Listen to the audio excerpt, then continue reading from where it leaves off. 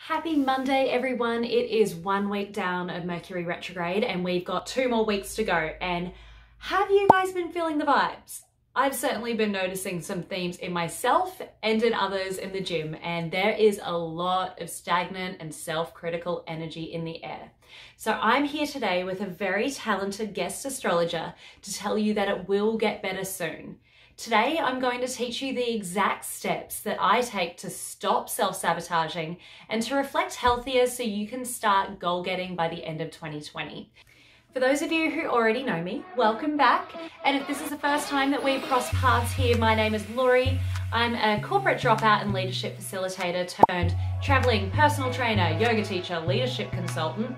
And I've created the weight loss mindset to fuse the best of that wellness world and leadership world together to help you love and listen to yourself so that you can effortlessly crush those goals that have been sitting on the back burner. Today, we are talking about goal getting in the midst of an absolute shitstorm of a year, but here we are, still alive, grateful to be here. Now, for those of you who know absolutely nothing about planetary retrogrades and you haven't really dived into the spiritual realms of personal development yet, I'm not going to beat around the bush. Retrogrades are usually an absolute pain in the ass, and we have 2 right now, in Mars and in Mercury. But it is possible to use this energy to your advantage if you're clever about it and well informed. So by the end of this video, you are going to start putting those goals that have been gathering dust this year back into the spotlight. I'll teach you the exact techniques that I use to cut out the noise, how to create mini goals to keep you going, and how to silence that inner critic and reflect a bit more compassionately. Because if you're anything like me, that why on earth have you not done this yet pops up during reflection more often than not. But first, we have the lovely Rhianna joining us on the channel today. She's a registered psychologist, a talented astrologer, and most importantly, a good friend from back home. Seriously, she really does have a way of bringing the science-backed psychology and the spiritually backed modalities like astrology into a beautiful little package. So before I dish the dirt on how to end your 2020 with a bang, Rhianna is going to explain Mercury retrograde basics to you and how to utilize this particular transit to crush your goals. Hello, Rhianna. Hi. Thank you so much for having me.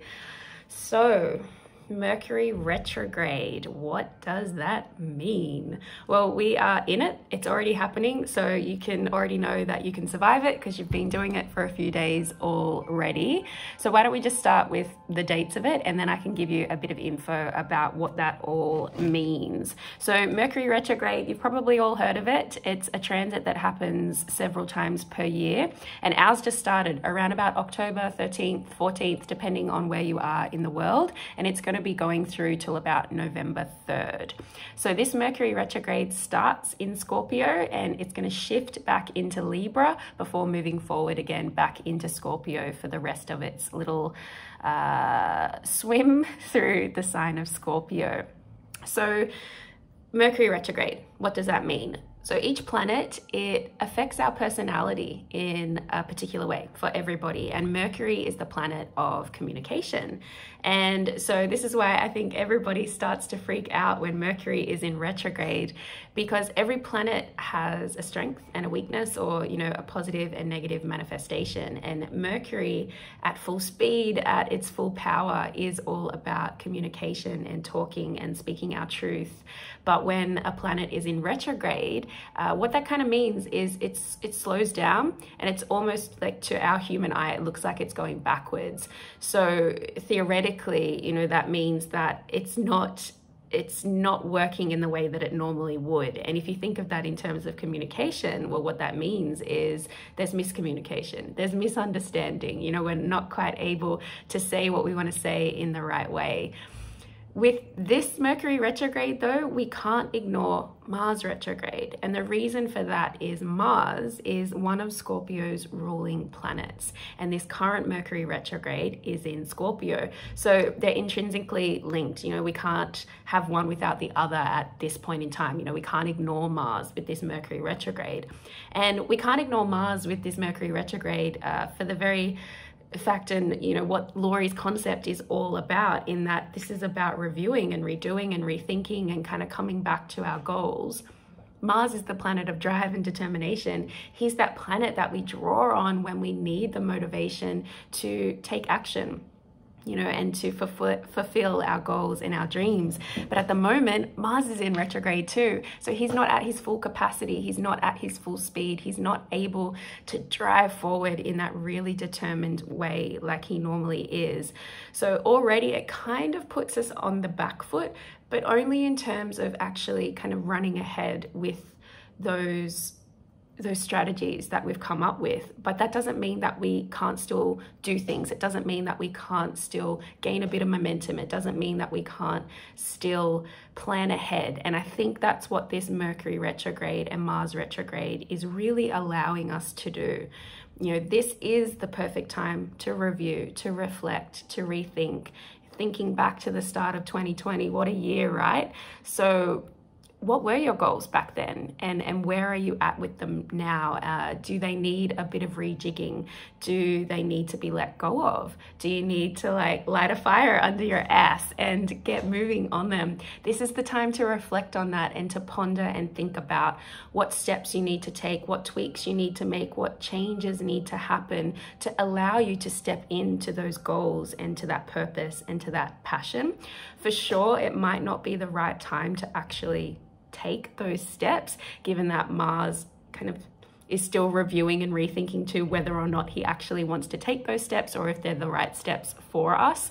But for sure, this is the time to get clear on that, to really utilize all your tools and tips and strategies that you have to go deeply within, to ask yourself the big questions and to get clear on who you are and what you want. So when is the time to take steps? When is the time to get moving on that? Well, Mercury retrograde is till about November 3rd. And Mars retrograde is until about November 13th. And my advice is usually to allow about a 1 to 2 week window after a planet has gone direct to allow it to really get it back up to its full speed and its full power.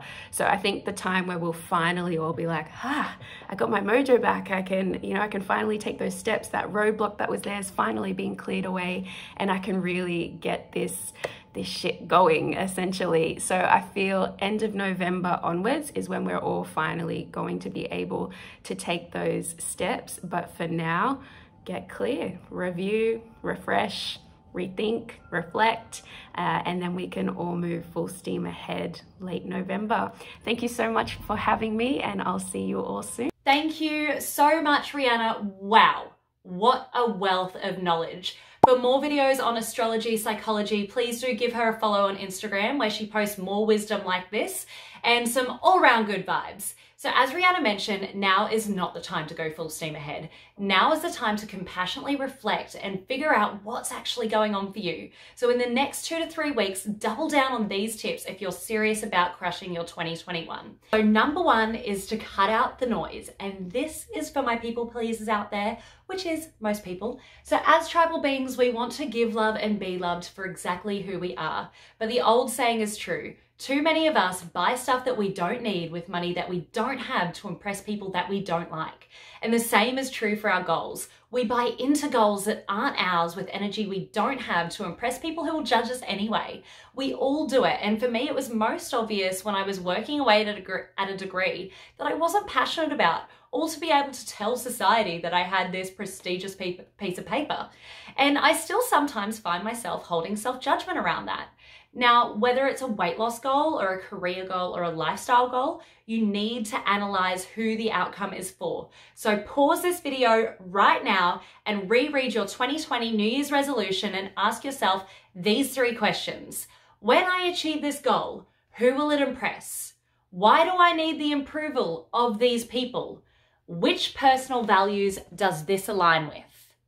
Now, 65% into my biomedical science degree, if I asked myself these 3 questions, it would have looked like this. If I got my degree, it would look good to potential employers, my mum, my dad, my family, and I'd probably be pretty impressed with myself too. I'd like to impress future employers because I need cash money, but I have always had beef with the system and always wanted to own my own business. I guess I feel like I need the approval of my family because I've always been told that I need a degree if I want to have any sort of success in life. And my big three non-negotiable values are health, kindness, and positivity. And considering that I was on 225 milligrams of Effexa antidepressants, something was seriously fucked up and misaligned at the time. So given this information, it would have been clever to go into a discovery phase and to figure out what my actual career goals were. So when you're asking yourself these three questions, make sure you distinguish between what's bringing you peace and happiness versus what's keeping the peace between people that you perceive will be happy with you if you make these choices.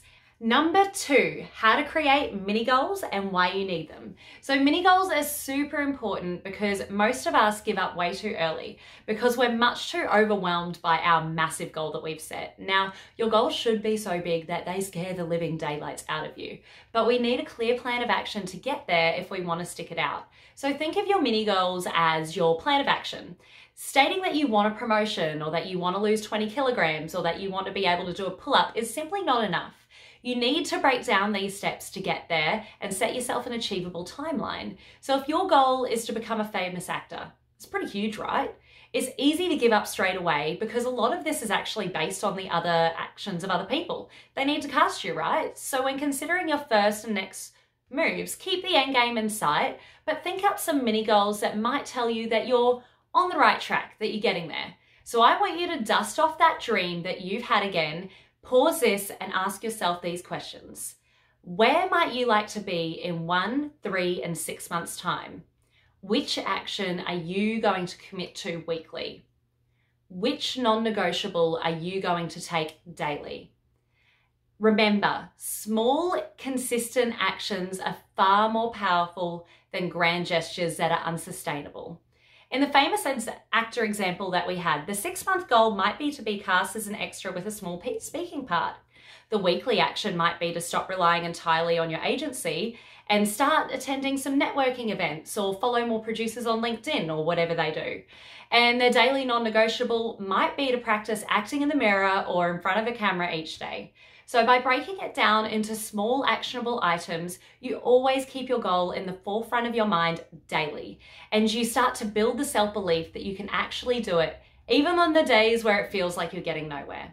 Number 3, effective self-reflection. As I mentioned earlier, if you're anything like me, you are your own worst enemy.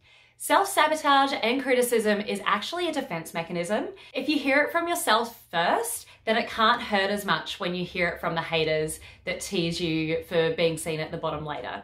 Now, you've got to cut this shit out. And Mercury retrograde is the best energy to reflect on your inner critic and redirect that energy to bigger and brighter thoughts. Now, the good news is that you have already reflected on your goals just by listening to the first 2 steps in this video. So if you paused and wrote down the answers to the earlier questions, then you have already discovered if the goals that you have are actually for you or to impress other people, and how to take the weight of those big goals off your shoulders and break them down into small, manageable, bite-sized pieces. The only thing missing is a bit of gratitude. So for gratitude to work, you can't just state what you're grateful for. You need to feel it too. And to help you go deeper, pause this video and write down the answers to the following prompts. What do you like about your current situation? What helpful tools do you currently have access to? Think back to 3 years ago. What are you really proud of yourself for today?